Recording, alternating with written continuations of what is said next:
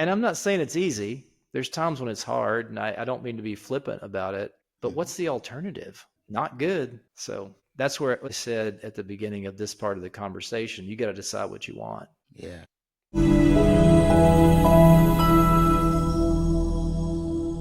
Welcome to another enlightening episode of Mirror Talk, Soulful Conversations. I'm Tobi, and as always, it's my joy to share this space with you.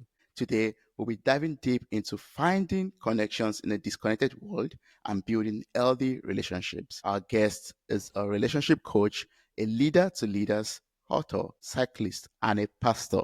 Welcome to the show, Keith. How are you doing? Thank you so much, Toby. It's good to be here. I'm doing great. Awesome. I'm so glad we finally connected, and I'm happy that you're on the show, and I'm feeling so much energy coming from you all the way from the United States. And yeah, I'm looking forward to speaking with you and learning so much about your life journey.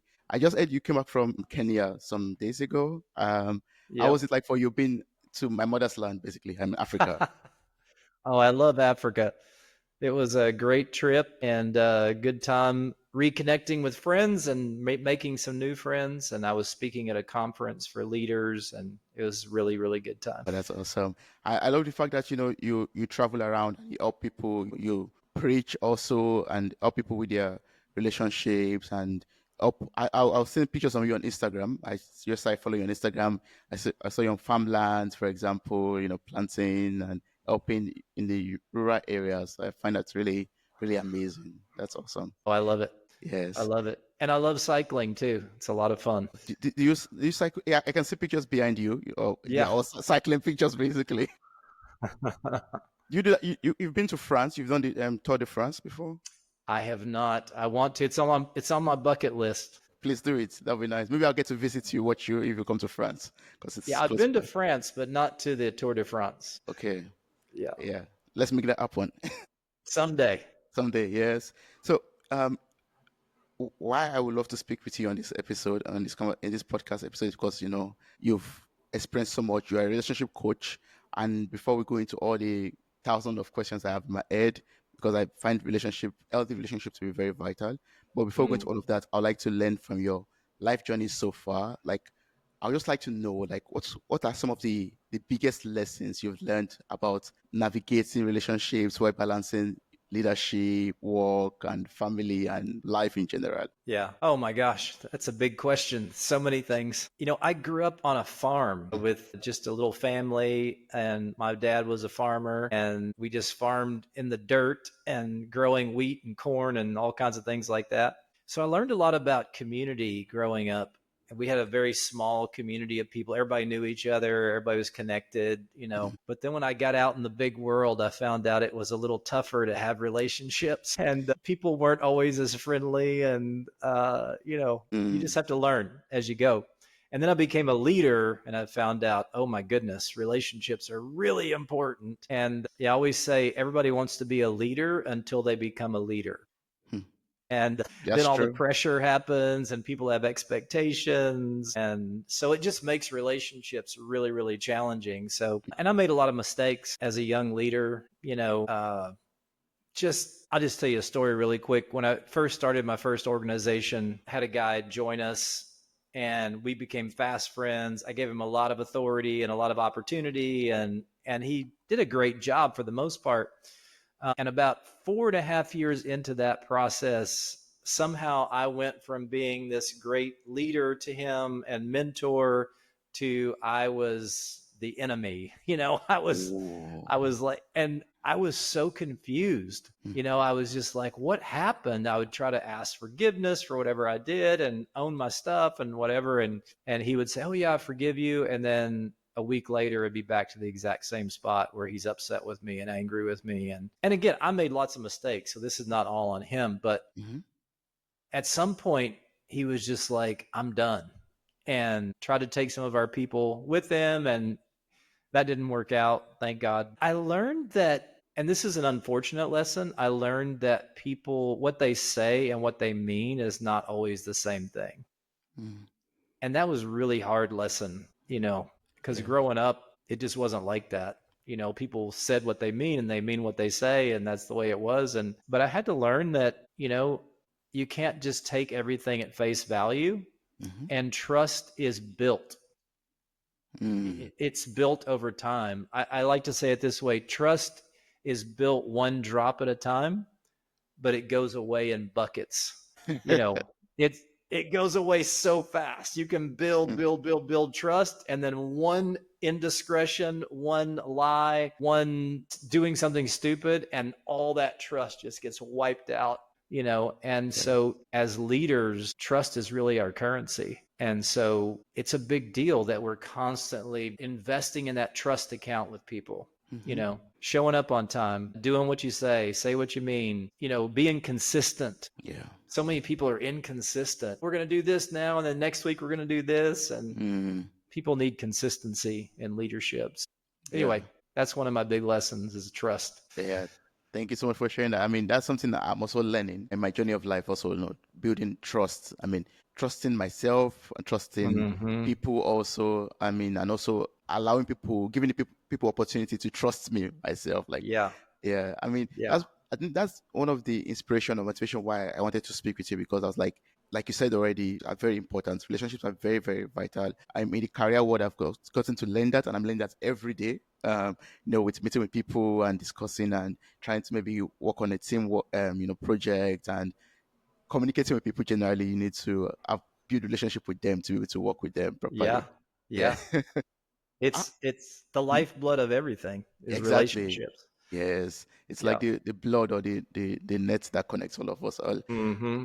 But how do you do it from your experience? Like, from the story you also shared, like, what do you do to then build that relationship with people to ensure that they're able to trust you and, rely on you and follow your leadership also? What do you do to make that happen?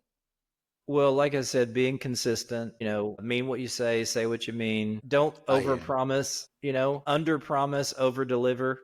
Mm. That is a way better way to lead. But I think and everybody agrees with that. Everybody knows that. I think the trust builder that leaders struggle with the most though is owning your mistakes. Because we're all going to make mistakes. I mean, no leader's perfect, no person is perfect, no spouse is perfect, no friend is perfect. We're all going to make mistakes. We're all going to do the wrong thing sometimes, say the wrong thing, whether it's by accident or on purpose or whatever. And a lot of times, leaders in particular have a hard time owning those mistakes because they think, oh my gosh, if I admit that I made a mistake, then nobody's going to respect me. Mm. Parents do that sometimes with their kids. They're like, I can't tell my kids I made a mistake because then they won't, Yeah. won't respect me. And I have found that the exact opposite is true. I mean, because when I as a leader or as a parent go to my people or my kids and I say, hey guys, I made a mistake, they're not surprised. They already know. Yeah. Yeah. They're not like, oh, we never noticed. No, they noticed. And so when you admit it as a leader or a parent, for example, or a teacher or a boss or a coach or whatever, and you say to your people, you know what, I made a mistake. I was wrong. And will you please forgive me? The trust level goes way up. I mean, way up because they already know. But if True. you don't admit it, they're like, do they not know they made a mistake, or did they intend to make a mistake and they're just not telling us? Do they think that we're stupid? There's all these things that happen in people when we don't admit our mistakes. That's And we true. think we're hiding it, or we think nobody noticed. They noticed. They noticed when you made a Yeah. mistake. Because when you're a leader, everybody's watching everything you do. Yeah. So It's a lot of you own pressure. it, and people are like, thank God he realizes it or she realizes it. Yeah. So I think you're totally right, because when you were sharing that right now, I was just thinking about myself personally. From my own experience, I think in my little journey this year, I got like a kind of role where I had to like, lead a team, technically lead a team. And mm-hmm. Two things came up for me basically. One is that I have this fear of making mistakes, so that makes it very Uh-huh. difficult for me to make a decision because I don't want to make a mistake. Yeah. Yep. I Yep. want it to be perfect, and my boss noticed it. And the people I had to like technically lead also were like, "Oh, Tobi, you have to make a decision. What's the direction are we going?" And I'm like, Yeah. "Oh my God, I don't know what to do. Let me analyze this properly. I don't want to make a mistake. The decision I have to make has to be the best one, the perfect one." And the second mistake or thing I had to work on is also being too mystic, was the feedback I got. Like, I'm too optimistic as a person, and as a technical lead, I think that could be very dangerous for the people that I have to get to lead, Yeah. because I'm like, you can do this, then I put a lot of stress on them probably, or make them Yeah. do impossible things, basically. Yeah, from what you just said, basically, right now, I mean, being able to admit it and accept it also is, helps me feel more connected with them as Yeah. people, and also find out ways to work on myself, improve, and make them feel that they could trust me and not give up and say, no, we can't work with Tobi because he's so optimistic. Yeah. Yeah. Yeah. The other thing too is when you're, as the leader, when you're willing to admit your mistakes, it helps your people admit when they make mistakes. Because if you try to act like you never make a mistake, then they're going to feel like, oh, I can't tell this person I made a mistake. Yeah, And that's true. they need to tell you. You need to know when people make mistakes. So anyway, it's a big deal.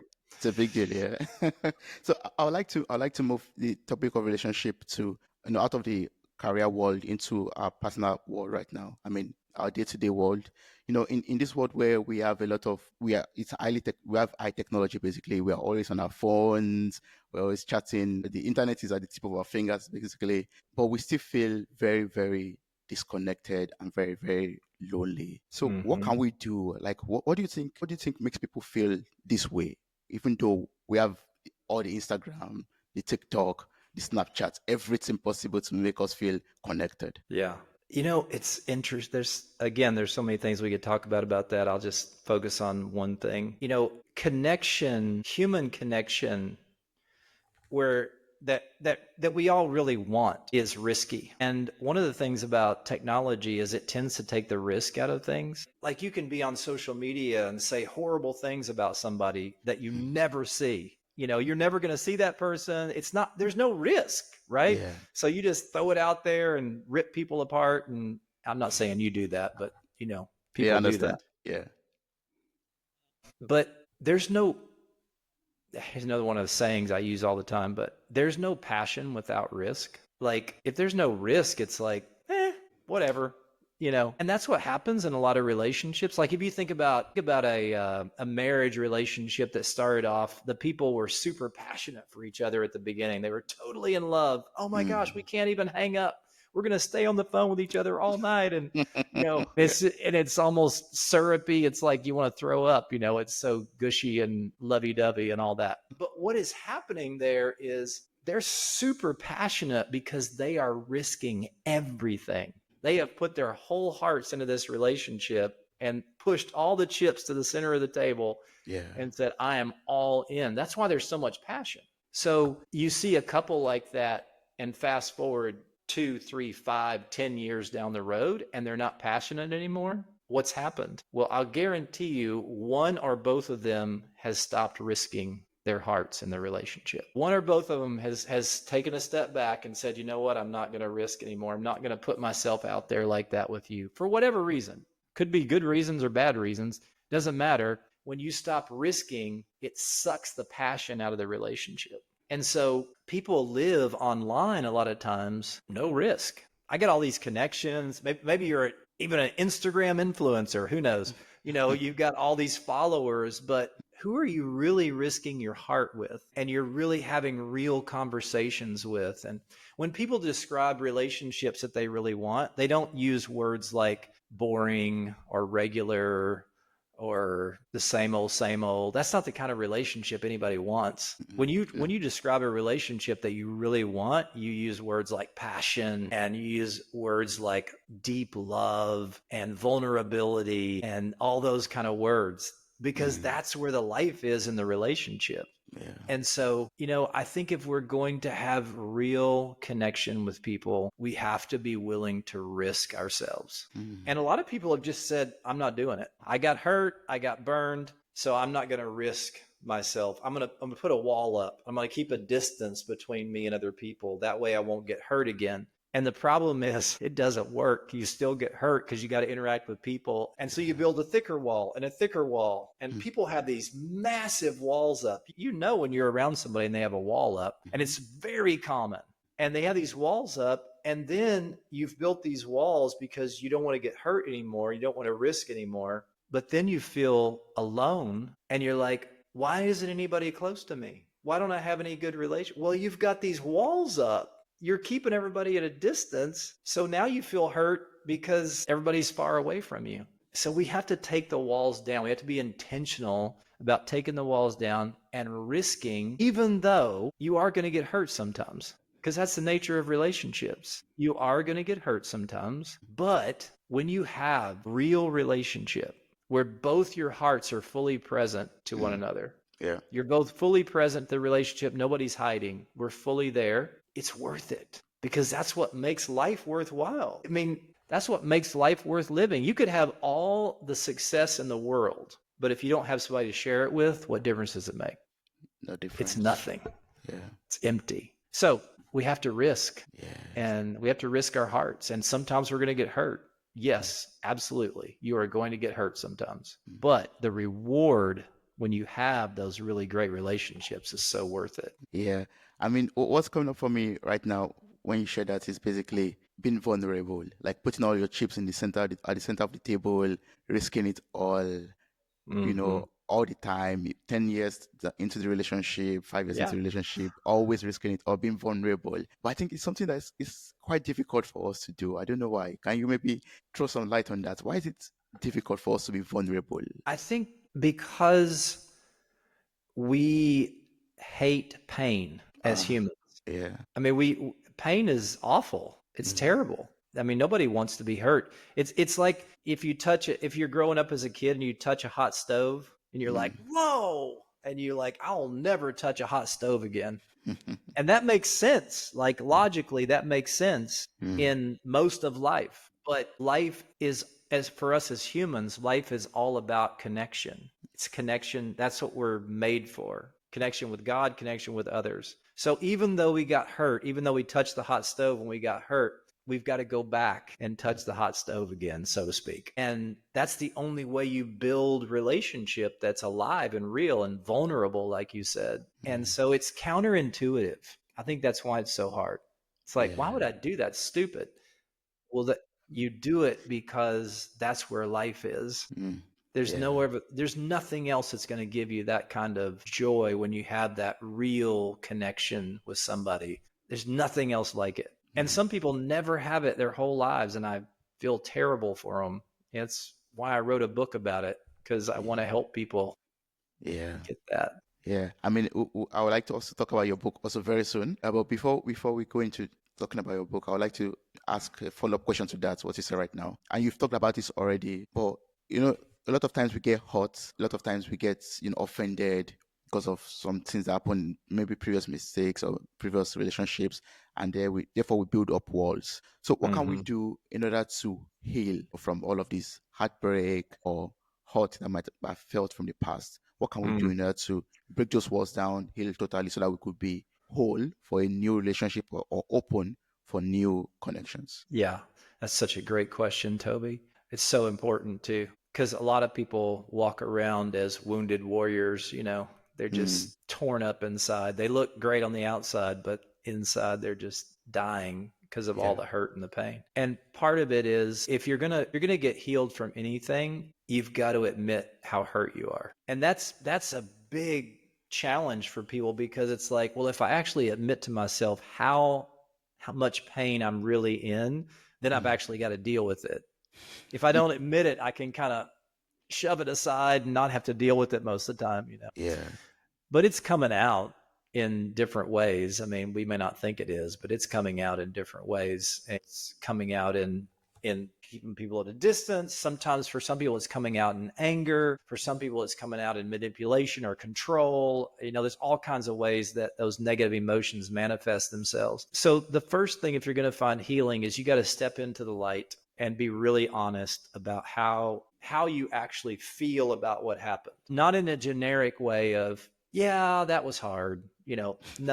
No, how do you really feel? And And that's why counselors and are so valuable, a lot of times therapists, because they kind of draw that out of you. But you can learn to do that for yourself. I read a book several years ago called Emotionally Healthy Spirituality. It was so helpful for me because it talked about how those negative emotions that we try to avoid are actually the warning lights on the dashboard of our life that God gives us to be able to say, I've got a really negative emotion about this. Where is that coming from?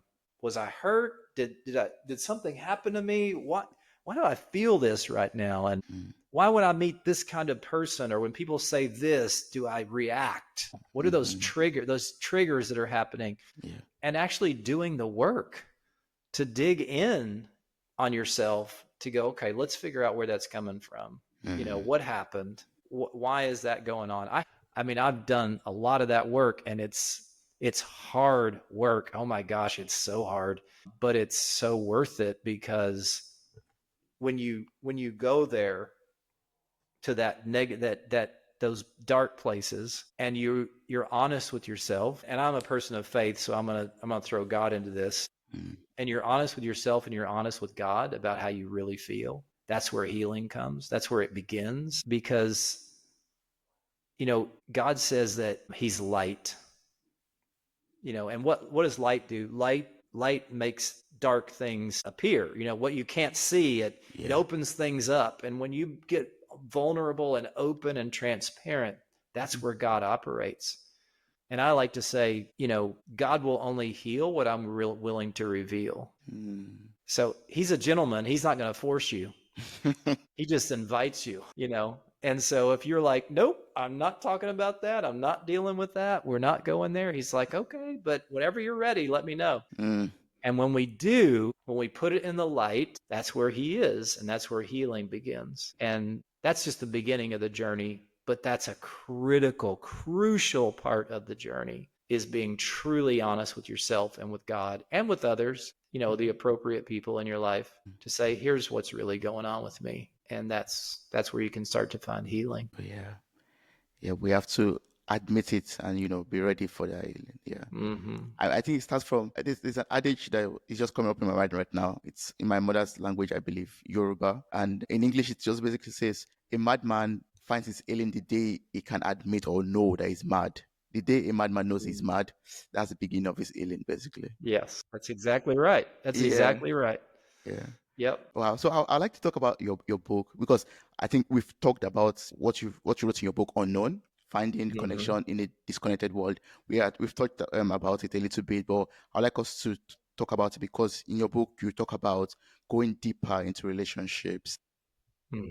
So from your book, what are some barriers that stop people from going below the surface? I know we've talked about some of them already, but I mean, I would like you to share about your book and some insight that readers could get from it to break through the surface in their relationships. Yeah. Well, we are more technologically connected than we've ever been in the history of the world. I mean, we carry phones in our pockets with computers more powerful than what took men to the moon. I mean, just think about that. That's crazy. Yeah. And so we were technologically connected. We're online, we're on social media, we're on computers, we're on telephones, all the things, I can be driving down the road and talk to my friends in Africa or Europe, and I'm driving down the road and I can actually look at them if I want to. I mean, that was science fiction just a few years ago. It's not that long ago. iPhones came out in 2008? I mean, that's not very long ago, 16 years ago. It's crazy. So we're more technologically connected than we've ever been in the history of the world, by far. It used to take to communicate from Europe or Africa to the United States, it would take months to get a letter. Now it's seconds to send a message. So we all know that. At the same time, we have become more relationally disconnected than we've ever been in the history of the world. That's a fact. I mean, I've got studies in my book that you can, whenever it comes out, that people can look at and stuff like that. And COVID only served to exacerbate that problem.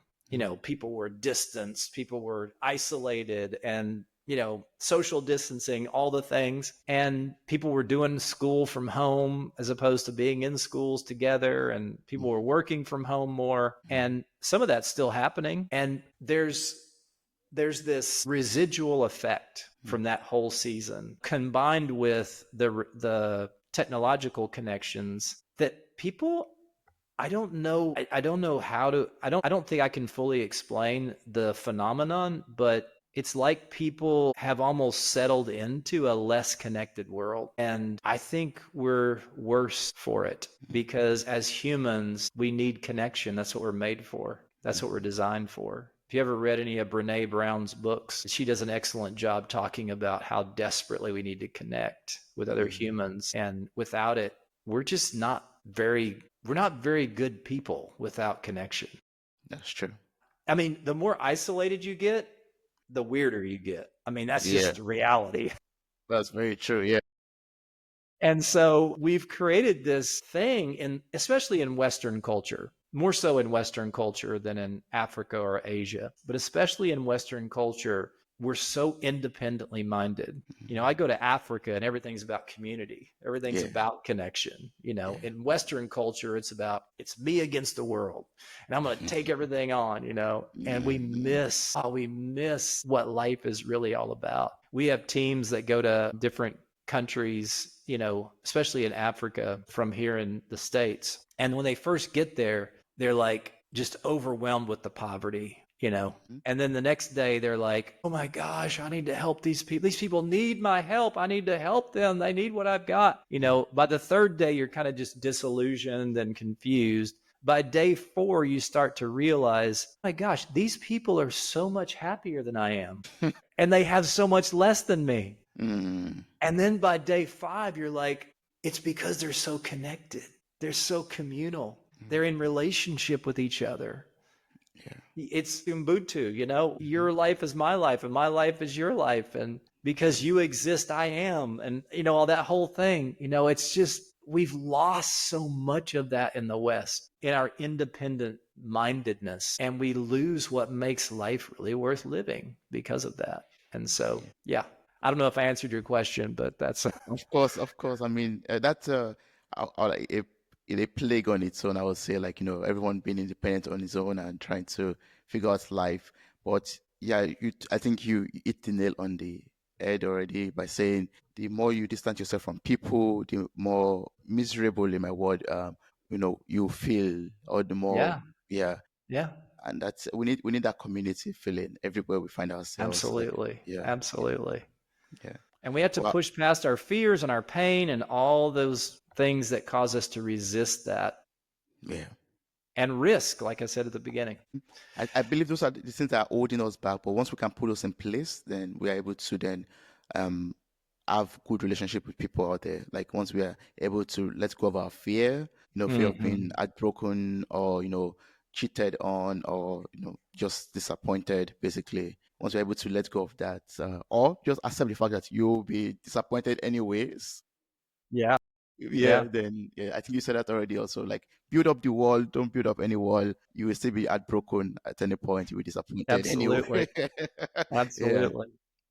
But I'd like to, for a listener out there, a question is coming up right now, which is basically for a listener out there who is in a long-term relationship right now at the moment, but at this point they're feeling so stagnant and so boring. And earlier we've talked about always putting your chips in the middle at the middle of the table and always risking it all. But at this point, they are risking it all, but it's feeling boring and stagnant. What should they do? Well, first thing they should do is decide what they want. What do you want? Do you want it to stay where it is, or do you want it to move forward? And if you want it to move forward, are you willing to do what it takes to move it forward? You have to just ask yourself some really straightforward questions, because honestly, a lot of people, the reason they're in a stagnant relationship is because they kind of like it. It's predictable. I know what I get. Most marriages, and I think this is true across cultures, most marriages that I run across are stagnant. It's like we get up, we maybe eat some breakfast, we maybe talk about, what's going on with the kids, and then we go to work, and then we come home and we try to figure out what we're going to eat, and we try to figure out what we're going to watch on TV. and run the kids here and there. And then we go to bed and we start over the next day. And it's just the same old, same old. And I'm like, my gosh, but there's some people who like it. So it's a legitimate question to say, what do I really want? Am I okay with it being stagnant? Some people are. I'm not, but some people are. But if you want more, you're going to have to initiate. So here's what happens for a lot of people. It's like, yes, I want more. I need my husband to do this and this and this, or I need my spouse, or I need my partner to start doing this, and whatever. And it doesn't work that way usually. Usually you're going to have to initiate. If you want more, you've got to initiate. And if you're waiting on the other person all the time, you become a victim to their choices. I don't want to be a victim. So if I want to move the relationship forward, I got to move out of the victim mode into an ownership mode where I say, you know what, I'm going to own my responsibility in this relationship to take a risk. And it could be, if it's been a long time since you risked, you kind of got to start small. You got to start with, hey, I'd really like to do something different this weekend. Are you open to that? That for some people, that's a risk. Yeah. Because it's just been the same thing so long. If you're not quite there and you might be able to risk a little bit more, maybe you could have a conversation where you could say, hey, I'm feeling like we've kind of stagnated in our relationship, and I just want to take ownership for that. I'm part of that, and I'm really sorry. I want more. And how do you feel about that? Do you want more? That's risky, man. Yeah, That's because you don't know what they're going to say, And so then beyond that, it's just starting to build. If they say, yeah, I want more too, I want to take it to the next level, then just start talking about what does that look like? What do we want in this relationship? And, I feel like we've lost some passion. Maybe we need to be more vulnerable with each other. Maybe we need to start telling each other we love each other again. Or maybe we just need to start telling each other when we're struggling. It doesn't have to be complicated, but it is risky. Yeah, it's a risk. But it it changes risky. everything. Yeah, it does. It does. Just be open about it.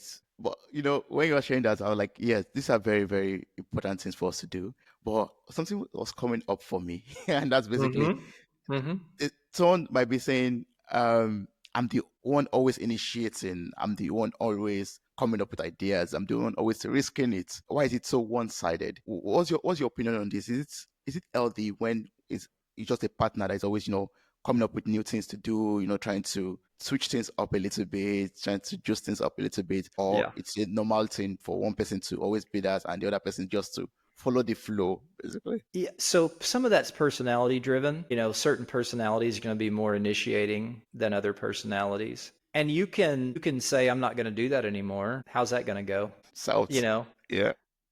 I mean, it's not going to go anywhere good. It's not going to go where you want it to go. So, okay, you're the primary initiator. Okay. That's not necessarily, it's not that bad. That's not a bad thing if the other person is willing to go there with you. When you initiate, if they're like, okay, yeah, let's do that. Nothing wrong with that. It's just different personalities. And that for years, that's the way it was in my marriage, for example. I was the risk taker. I was the initiator about everything. I'm 37 years in now. And I'd say the last 7 years, it's both of us initiating and risking. But that was a 30-year process to get there. Yeah. Wow. So I could have stopped, but boy, that would not have turned out. No, it So, yeah. Just keep initiating. Yeah.